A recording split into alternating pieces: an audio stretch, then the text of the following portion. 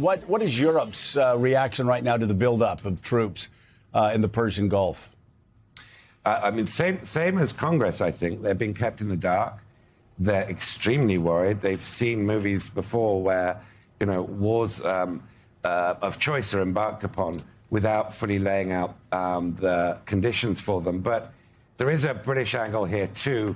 Keir Starmer has denied Trump permission, apparently, although this hasn't been confirmed, to use Diego Garcia, the air base in the Indian Ocean, and to use an RAF base in the UK, because there is no the international legal case for war in Iran has not been made. And this explains why Trump went on a rant, a Truth Social rant 2 days ago, saying that Britain had sold itself down the river by leasing that Diego Garcia base, and that they should just take control of it, like sort of he wanted to do with Greenland. But I think the general European feeling is, even though Europe is often where these bombers take off from, or some of them take off from, the case for war, the rationale for going in has not really been made. Remember, it started with the protests, December, January. That's when Trump said America was locked and loaded. We're not hearing much about that rationale. We've sort of pivoted back to the uranium enrichment. So confusion, I think it would be the best description. All right, let's bring in right now for an exclusive interview the Foreign Minister of Affairs for Iran, Abbas Araghchi. Thank you so much, Mr. Foreign Minister, for being with us. I know you've been in talks over the past few days. I'm curious, yesterday we played a clip of the president yesterday saying that a deal with Iran would be a good thing. And then he went on to say not getting a deal with Iran would also be a good thing, suggesting perhaps a possibility of war. What can you tell us about how far apart the United States and Iran are right now on striking a deal that could avert a war? Well, thank you so much for having me. A very good morning to you. We had a very good talks a few days ago in Geneva, and we were able to discuss the questions related to our nuclear program and to the U.S. sanctions. And we agreed on a set of principles or guiding principles for our negotiation and how a deal can look like. And we then were asked to prepare a draft of a possible deal. So next time that we meet, we can, go into that draft, start negotiating about its language, and hopefully come to a conclusion. That is the way ahead of us. And I think that is a normal way of any international negotiations. And we agreed to go into that path. One thing I have to emphasize is that there is no military solution for Iran's nuclear program. That has been tested last year, and there were a huge attack on our facilities, on our, they killed and assassinated our scientists, but they couldn't kill our nuclear program. Why? Because it is developed by ourselves, by our scientists. This is a technology developed by us, belongs to us. And it cannot be destroyed by bombings, militarily. The only solution is diplomacy. This is why the U.S. is back in the table of negotiation and is seeking a deal. And we are prepared for that. We are prepared for, war, and we are prepared for peace. We are prepared for diplomacy, and we are prepared for negotiation as much as we are prepared for war. And I think the last time it was proved that Iran is capable to defend itself in the best possible way. And after 12 days of war, our enemies had no way but to ask for an unconditional ceasefire. So that would be the case if they try it again. If they want a deal, if they want a solution for Iran's nuclear program, if they want to ensure that Iran's nuclear program is peaceful and would remain peaceful forever. The only solution is a diplomatic negotiation and coming to a diplomatic solution. So let me ask you this, Mr. Foreign Minister. Obviously, again, reports from the U.S. delegation as well as Iran's delegation, and some of your interviews suggested that you all did move in a positive direction together on many issues. There is one issue that continues to be a sticking point. The United States is demanding a permanent suspension of your enrichment program. I know Iran, you offered 2 to 3 years, but the United States is demanding that Iran ceases enrichment permanently. Is there a possibility that Iran will ever get to that position, that maximalist position of permanent suspension of your enrichment programs? Well, I think the speculations that you just made are not true. We are now working with each other. Both of them. We have not offered any suspension, and the U.S. side has not asked for zero enrichment. The question is so let me stop you there. Let me stop you there because I'm just that has been reported. So I just want for people that are watching the show that have read that, your position is that the United States didn't ask for a permanent suspension of enrichment. Is that what you're telling me? Yes. What we are now talking about is how to make sure that Iran's nuclear program, including enrichment, is peaceful and would remain peaceful forever. And in return, Iran, does some confidence-building measures to ensure that its program would remain peaceful. And in return, sanctions. What are those measures, Mr. Foreign Minister? What are those measures? What are some of the things that? Because obviously, that's the pressure that the president may be feeling politically about making sure that the program always remains peaceful. That's been at the center of negotiations between the United States and Iran for well over a decade now. What are some measures that would guarantee that Iran's nuclear program always remain peaceful? Well, there are both technical commitments and political commitments and technical measures to be taken in order to make sure that this program is only for peaceful purposes. And we are now working on those technical questions. This is why Rafael Gharouchi, the Director General of the IAEA, was in the recent negotiations. He played a very constructive role by suggesting, technical proposals which can help this problem being resolved. So there are certainly technical measures which can be taken and can ensure that Iran's program cannot even be diverted to non-peaceful purposes. This is what we have already done in 2015, and I believe that we can do it again, even a better one. So this is what we are working on at the moment. I have instructed my team, my technical team and my diplomatic team to work on the different aspects of a possible deal. I am in direct contact with Rafael Gharouchi, seeking his advices. And I am also in contact with my interlocutor, Steve Witkoff and Jared Kushner. And whenever needed, we will sit together once again to see how we can come to a fair and equitable deal. As President Trump also mentioned, a fair and equitable deal, I believe, is achievable, but we need some sort of creativity and flexibility by both sides, so a deal is at our reach. And there is no any other solution for this question. Right.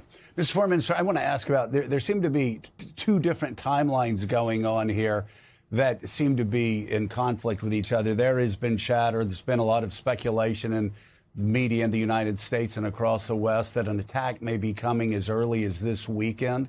And yet what you're telling me is that what you're doing now is you're going back, and again, I've read these in reports and had U.S. officials telling me this, so if this is incorrect, also let me know.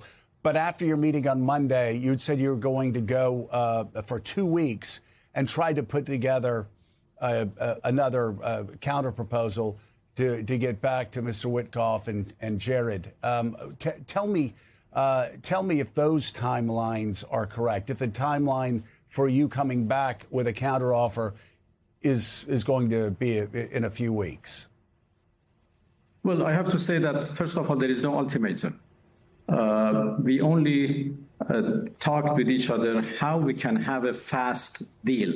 And a fast deal is something that both sides are interested about. You know, we are under sanctions. Obviously, any day that sanctions are terminated sooner, it will be better for us. So we have no reason to delay a possible deal or buying time. No, not at all.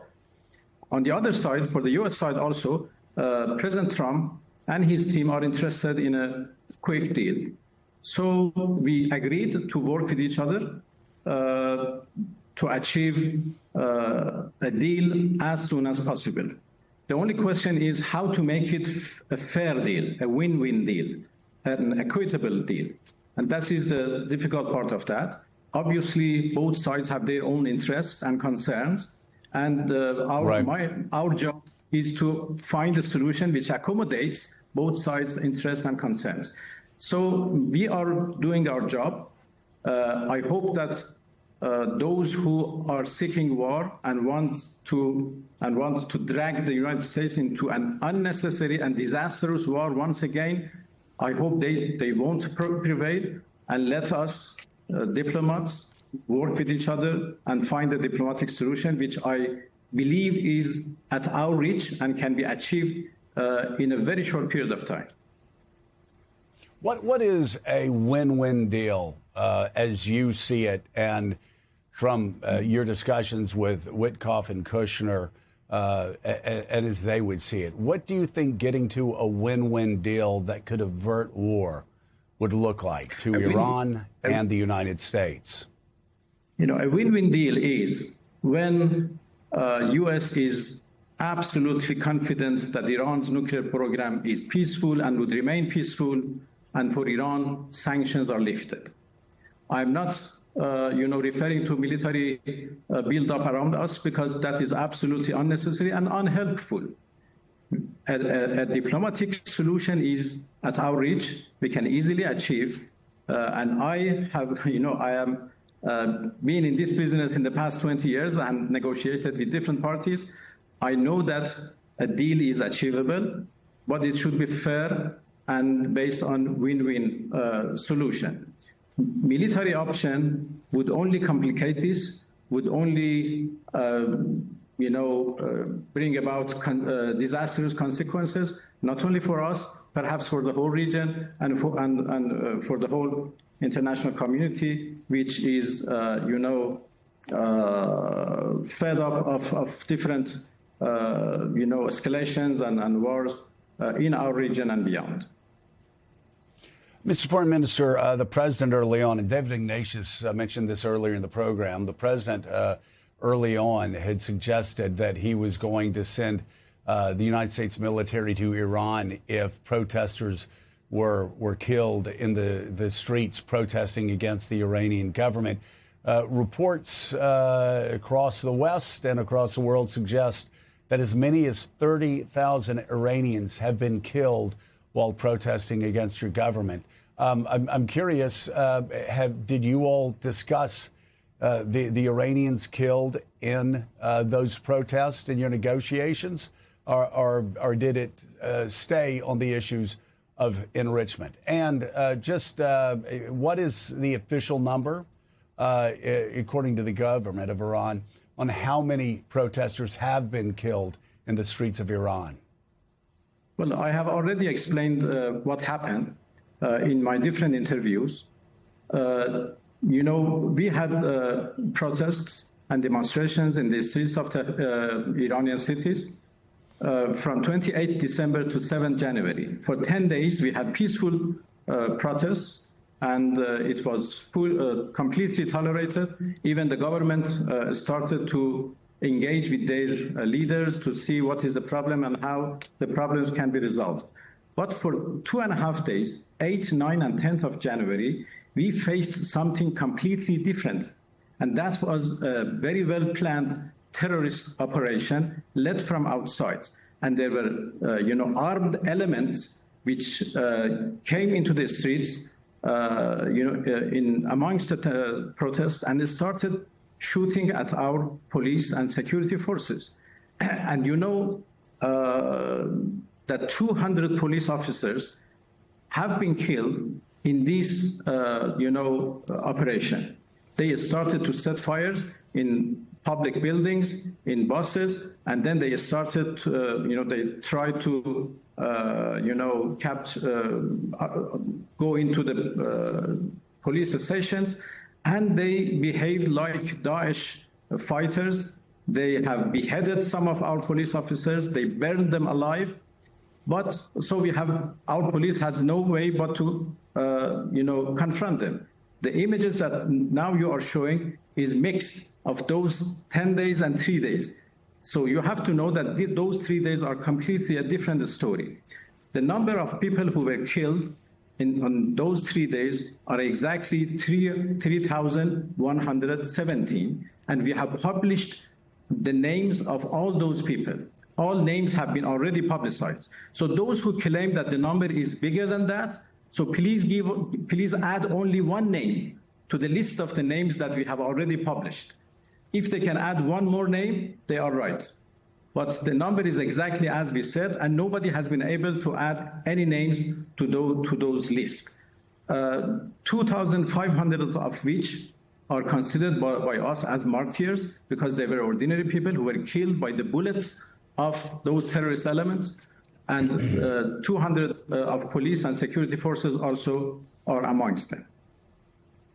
And so you're saying by the way, from 10th January till now, there is complete calmness and peace in all the streets of the country, all cities of the country, and everything has been finished. So you're saying 30,000, despite the widespread reports, you're saying 30,000 have not been killed. That number is 3,117. Exactly. All right.